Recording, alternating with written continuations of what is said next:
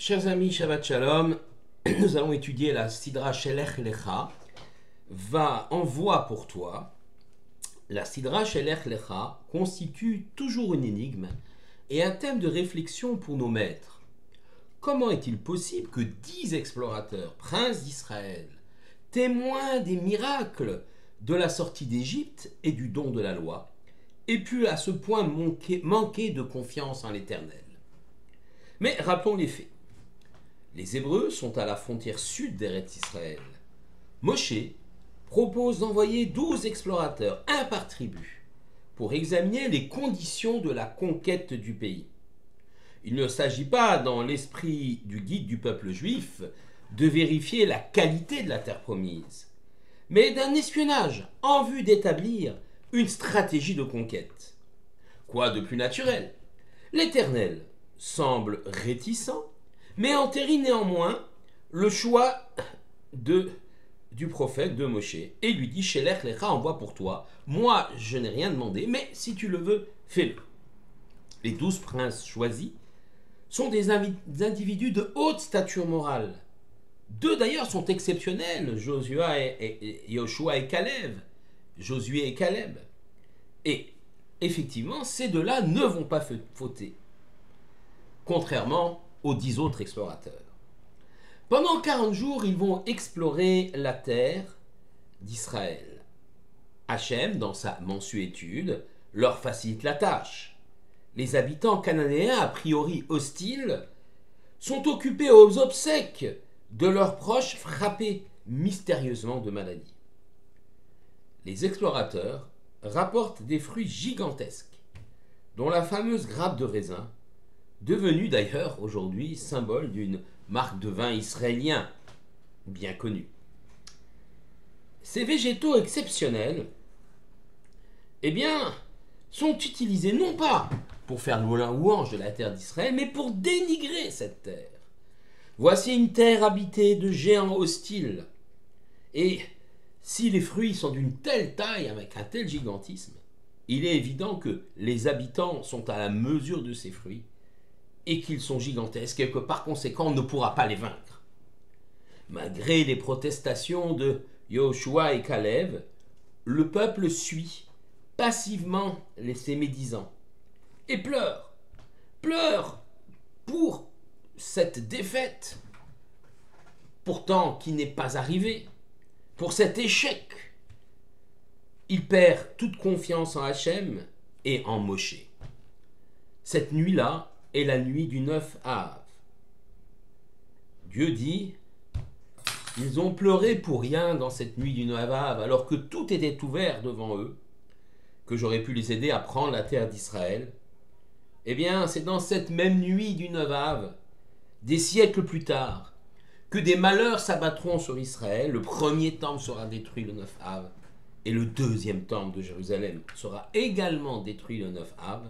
C'est également le 9 Av que va malheureusement se produire la chute de la forteresse de Bétar. Bar Korba et Rabbi Akiva avaient fomenté une révolte contre Rome, et les troupes de l'empereur Adrien écrasent cette révolte. Bar Korba meurt dans la citadelle de Bétar, également un 9 Av. Mais pour revenir à notre texte, l'Éternel va alors condamner toute cette génération à errer pendant 40 ans dans le désert du Sinaï. Seuls leurs enfants auront la joie de fouler la terre d'Israël. Eux n'ont pas voulu rentrer dans la terre d'Israël. Trop dur, trop difficile, des habitants qui sont des géants, on ne pourra pas conquérir cela. Ils n'entreront pas dans la terre d'Israël.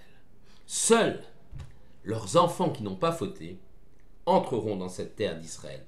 Mais quelle était la motivation profonde du complot des explorateurs? Un manque de confiance en l'Éternel, c'est évident. Celui qui a vaincu le Pharaon écrasera ces roitelets de Canaan, il n'y a aucun doute là-dessus. Pourquoi les explorateurs ont manqué tellement de émouna, de confiance en Hachem?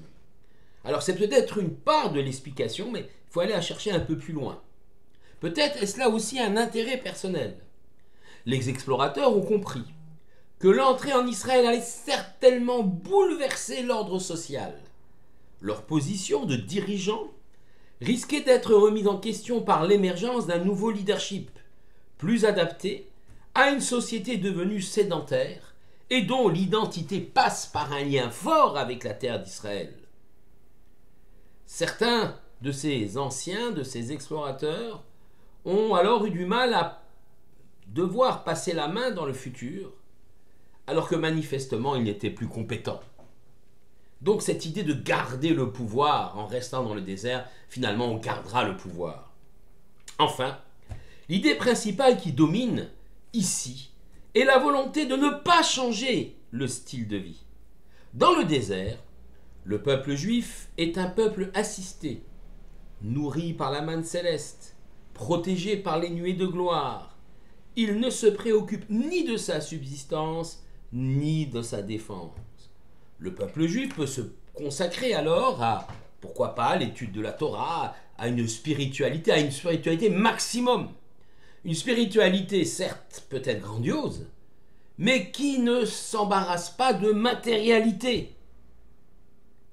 Entrer en Eretz Israël implique de s'établir sur une terre, de la travailler, pour y faire pousser fruits et légumes, céréales, mais aussi d'organiser la société, bâtir des cités, organiser l'administration, et enfin, et surtout défendre cette terre d'Israël, défendre cette patrie nouvellement acquise. Il faut une armée, il va falloir apprendre à se battre. Tout cela, les explorateurs l'ont refusé et le peuple a suivi.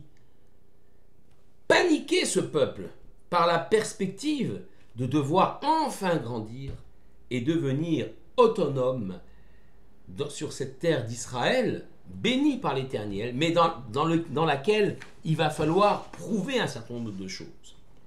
L'agriculture, l'administration, la défense. Le peuple juif doit pouvoir prendre aussi son destin en main. Les Bnei Israël, ceux de chaque génération en tout cas, n'étaient pas mûrs pour bâtir une société juive en Eretz Israël. Ils n'étaient pas mûrs, ils n'en étaient pas peut-être, effectivement, étaient-ils encore imprégnés, ces Hébreux-là, de l'esclavage égyptien, n'ayant pas confiance suffisamment en eux-mêmes pour pouvoir aller construire une société solide en Eretz Israël. Et ils ont refusé. Finalement, les 40 ans dans le désert, c'est une punition, mais c'est une nécessité, puisqu'ils ne sont pas capables de construire, qu'ils restent dans le désert, c'est ce qu'ils voulaient. Ce sont leurs enfants qui, eux, vont grandir et vont assumer l'histoire glorieuse du peuple juif sur la terre d'Israël. Telle est la clé de compréhension de ce récit. Progresser, bâtir est toujours possible, mais parfois difficile. Et les obstacles semblent insurmontables. Seule une émouna, une confiance inébranlable en l'Éternel, nous aidera à vaincre ces difficultés et à nous construire véritablement en tant que juifs.